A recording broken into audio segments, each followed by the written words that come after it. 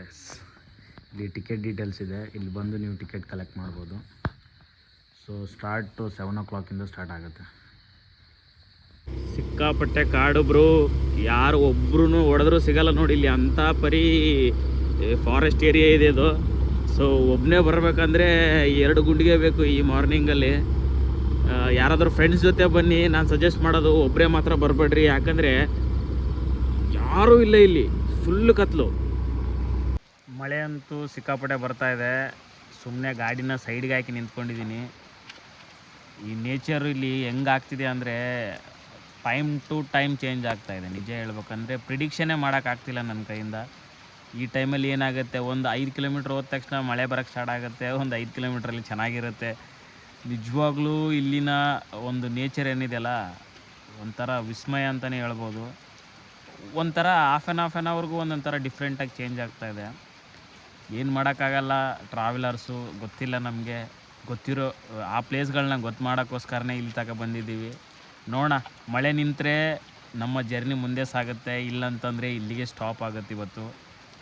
ನೋಡೋಣ. ಮಳೆ ಅಂತೂ ಸಿಕ್ಕಾಪಟ್ಟೆ ಬರ್ತಾಯಿದೆ, ಆಲ್ರೆಡಿ ಸ್ಟಾರ್ಟ್ ಆಗಿದೆ ಮಳೆ. ಹಿಂದ್ಗಡೆ ನೋಡ್ಬೋದು ನೀವು, ಸಿಕ್ಕಾಪಟ್ಟೆ ಮಳೆ ಬರ್ತಾಯಿದೆ. ಬೈಕ್ ರೈಡರ್ಸ್ಗಂತೂ ತುಂಬಾ ಒಂದು ಮೂಮೆಂಟ್ ಸಿಗುತ್ತೆ ಇಲ್ಲಿ. ಎಂಜಾಯ್ ಮಾಡ್ತೀರಾ ಬಂದು, 100% ಹೇಳ್ತಾ ಇದ್ದೀನಿ. ಬೈಕ್ ರೈಡರ್ಸ್ಗಂತೂ ಸೂಪರ್ ಮಾತ್ರ. ಟ್ರೈ ಮಾಡಬೇಕು ಬೈಕಲ್ಲಿ, ಯಾಕಂದರೆ ನಮ್ಮೂರಲ್ಲಿ ಕಾರಲ್ಲಿ ಹೋಗೋದಿದೆ, ಹೆಂಗೋ ತಿರುಗಾಡೋದಿದೆ. ಆದರೆ ಇಲ್ಲಿ ಬಂದು ಈ ಒಂದು ನೇಚರಲ್ಲಿ, ಈ ಒಂದು ಡ್ರಿಸ್ಲಿಂಗ್ ಮಳೆಯಲ್ಲಿ ಬೈಕ್ ತೊಗೊಂಡು ಹೋಗ್ತಿದ್ರೆ ಸ್ವರ್ಗಕ್ಕೆ ಒಂದು 3 ಗೇಣದಲ್ಲಿ ಇದ್ದೀವೇನೋ ಅನಿಸ್ಬಿಡುತ್ತೆ ನನಗೆ. ಅಷ್ಟೊಂದು ಒಳಗಡೆ ಮನಸ್ಸು ಖುಷಿ ಆಗ್ತಾಯಿದೆ ನನಗೆ. ನೀವು ಒಂದು ಸಲ ಬಂದು ಇದನ್ನು ಖುದ್ದಾಗಿ ನೀವು ಎಕ್ಸ್ಪೀರಿಯೆನ್ಸ್ ಮಾಡಿರಿ. ಸೊ ಚೆನ್ನಾಗಿರುತ್ತೆ. ನೋಡೋಣ ಮುಂದಿನ ಜರ್ನಿ ಏನಾಗುತ್ತೆ ಅಂತ. ಫೈನಲಿ 4:30 ಹಂಗೆ ರೀಚ್ ಆಗಿದ್ದೀವಿ. ಇಲ್ಲಿ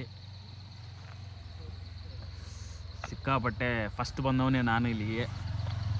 ಈಗ ಬರ್ತಾಯಿದ್ದಾರೆ ಎಲ್ಲ ಜನ ಆಲ್ಮೋಸ್ಟ್. ನಿಮಗೆ ಟಿಕೆಟ್ ಕೌಂಟ್ರ್ ಬಗ್ಗೆ ಮಾಹಿತಿ ಕೊಡ್ತೀನಿ. ಸೊ ಇಲ್ಲಿ ಬಂದರೆ